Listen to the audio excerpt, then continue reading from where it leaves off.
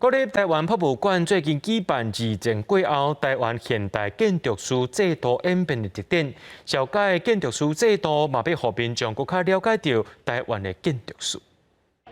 影片是台湾早前高等考试，嘛包括建筑相关考试。台博馆最近举办2展后，台湾现代建筑师制度的演变展览，小解殖民时代到国民政府沿用南京制度，佮到美援时期树立现代体制，建筑这个行业的历史演变。美援的时阵，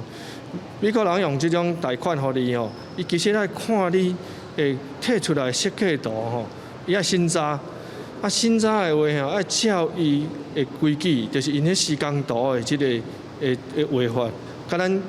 较早惯势的日本时代迄种方法完全无共款。亲像刀枪签名的方式，就应用到现代。台博馆表示，这个展览小解建筑技术到建筑师制度化等过程，民众嘛通透过内底几个重要建筑的资料、文件，认捌无共时代建筑背后的时空背景，亲像大家熟悉故宫博物院。1960年代的台湾是甲中国大陆是咧一个对抗的即个状态。伊对方迄边咧文化大革命，咱这边咧做啥？中华文化复兴的运动，所以到尾会起出即种